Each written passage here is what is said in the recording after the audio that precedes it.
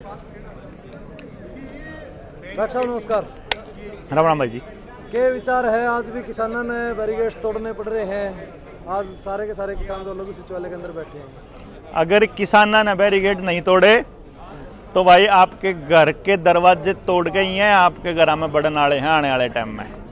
यह बात समझनी पड़ेगी देश के लोगों ने, यह बात समझनी पड़ेगी समाज के बाकी के तबके ने कि आज किसान अगर लड़ रहा है तो आज इसके साथ आके खड़े हो जाओ और ये झंडे की लड़ाई छोड़ के एक झंडा ले लो संयुक्त किसान मोर्चा का, तो मेरे ख्याल तक बच जाओगे। और नहीं तो ई बागली लड़ाई किसाना की आपस में झंडा की भी हो उसका। आप रुके मर के छक लिए, 5 स्टेटा में चुनाव हुए, 5 में 3 बीजेपी है बैठी, हरियाणा में भी दावा ठोकेंगी बनावांगी सरकार, तो बना लो, क्या दिक्कत है। जब देश की जनता यही नहीं देख पाएगी कि उसके वोट दिए बिना उसकी वोट कोई किसी को भी मिल रही है, जब देश की जनता ये नहीं सोच पाए कि जिस टाइम पे ये 75 पार का नारा हरियाणा में दे रहे हैं उस टाइम पे यहाँ मुख्यमंत्री पद के उम्मीदवार सारे के सारे चुनाव हार जाते हैं, जब देश की जनता ये नहीं देख पाएगी कि वहाँ जो हो रहा था दिल्ली के अंदर और जिस टाइम पे आप वहाँ किसान बैठे थे उस टाइम आपकी जमीना ने आपका सरपंच जो है वो सरकार के नाम रजिस्ट्री करवाने लग रहा था, जब देश की जनता यह नहीं देख पाई कि उनके गांव के स्कूल, उसके गांव का मास्टर जो है वो जो उसके परिवार का आदमी है वो रजिस्ट्री कराने लगा सरकार के नाम, तो फिर कुछ भी ले जाओ, फिर तो कड़ी भी चुनाव सरकार बना लो, इसमें क्या फर्क पड़ रहा है भाई।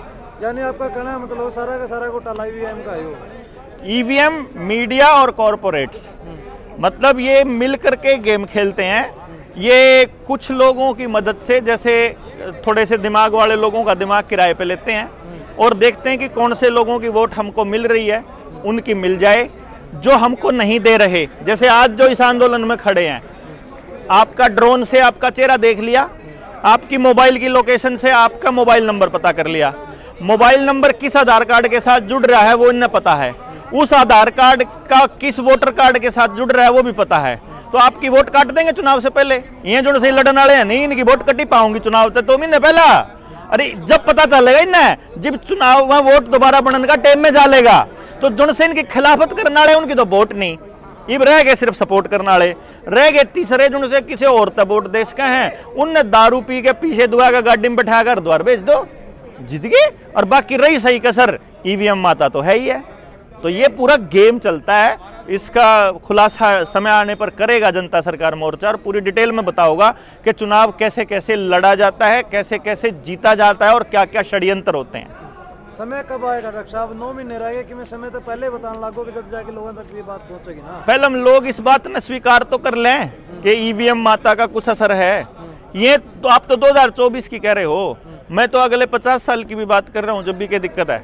लोगों का बात आज नहीं समझ में आओगी, जब इनकी औलाद 45 साल की होंदे गटर गटर सड़क पर चल दी पड़ना शुरू होगी, सबका पैरालिसिस होना शुरू होगा, जिन 2 बूंद जिंदगी की ले रखी है मैं, जो बड़का का बचपन तक लगवान लाग रहे हैं, उन बड़का का पैरालिसिस होगा, में बीमार पड़ेंगे, उन बड़का का असर दिखे पीछे जिब समझ में आ जाएगी। हम तो इसके कोरोना के आने तक पहले, इनकी वैक्सीन आने तक पहले हम सारी सच्चाई बताया कर दे कि थार आने वाले टाइम में जो आने वाला है उस टाइम को नहीं आई समझ में ना हो, इब पड़न लाग रहे सारे मानना है, इब कमा बूस्टर वाले धक्के तक कौन लुआन दे भाई। हम तो समझाने का काम है, देखो जनता सरकार मोर्चा का हम समझाने लग रहे हैं, समझ में कद आवेगी वो तो देश के लोगों के ऊपर है। हम तो रुपये पे बताने लग रहे, हम तो कर्ज मुक्ति के लिए लड़े हैं, हम जो किसान ने बताने लग रहे अपने गांव की जमीन उल्टी ले लो, जिस टाइम जमीन रजिस्ट्री होने लग रही थी उस टाइम पे भी किलकी मार मार के बताया कर दे कि अपनी जमीन बचा लो, अपनी जमीन बचा लो। तारी जमीन गई, आपकी सामूहिक जमीन जितनी शामलात की है, जोड़ की है, चपाड़ की है, आपकी जंगल की है, आपके स्कूल की है, आपके अस्पताल की, सारी ले गए अपने नाम करके। ये तो गेम है भाई साहब बड़ा। तो इसी तरह से ईवीएम का है, जिन लोगों का यह सिंपल सी बात नहीं देखी कि तारी चपाड़ की जमीन सरकार के नाम रजिस्ट्री हो ली, वो तो उनकी आख्या के शामी हुई, जब उस पर नहीं लड़ना चालू होया, ईवीएम जैसे कॉम्प्लिकेटेड मुद्दे पर कैसे खड़े हो जाएंगे। मैं तो आपको क्या लगता है कि आज बताना शुरू कर दो 9 महीने में लड़ने शुरू हो जाएंगे? वो तो जिदन उनके भीतर में समझ में आओगे उदन खड़े हो तो आपको हो जाएंगे। फिर यहाँ बात तो यह है कि अगले समझने के लिए तैयार तो हो जाएं।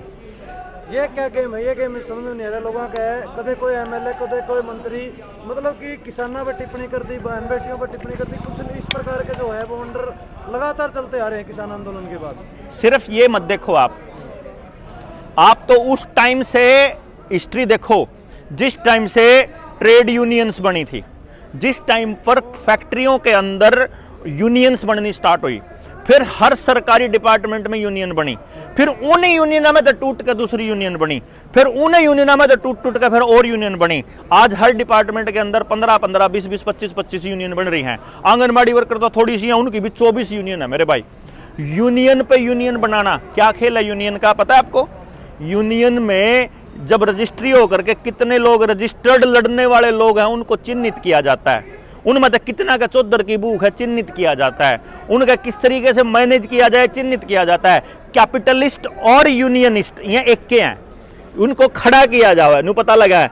आज ये जो आंदोलन है, आंदोलन करने वालों को ये नहीं पता है कि हमारी लड़ाई कितनी बड़ी है, तो हम 5 मांग क्यों लेकर आए वहां? यहां आने की बजाय ये सारा का सारा जितना अमला जामा डीसी का बैठे हैं, गांव में सरकारी अफसर ना बढ़ना बंद कर दो, सरकारी आदमी ना एंट्री बंद कर दो ना गांव के अंदर। जरूरत है अड़ान की, किसी ने भी नहीं जरूरत। हमारे गांव की जमीन, हमारे गांव का अस्पताल, हमारे गांव का सौदा में हमको नहीं बढ़न देंगे किसी ने, कोई नहीं जरूरत है भाई साहब।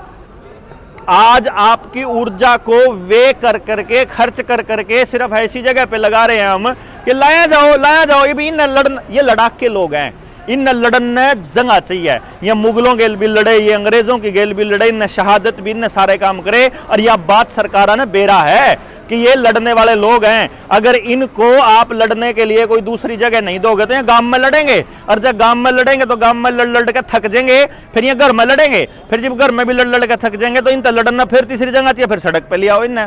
तो ये तो बेसिकली क्या है कि आज जेपी दलाल बोल रहा है, कल ना कोई तीसरा बोल देगा, कल ना चौथा बोल देगा, आप फिर अपना ठाका चाल पड़ेंगे।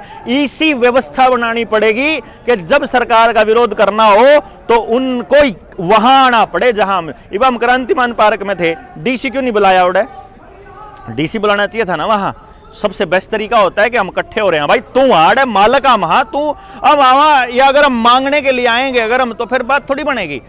अपने को अपनी ताकत पहचाननी पड़ेगी कि डीसी का घर मेरे टैक्स के पैसे से चलता है। अपने को ताकत पहचाननी पड़ेगी कि नेता को जो पावर मिलती है वोट डालने की, वो वोट की जो ताकत को इस्तेमाल करने की, निर्णय लेने की, वो मेरी वोट से मिलती है।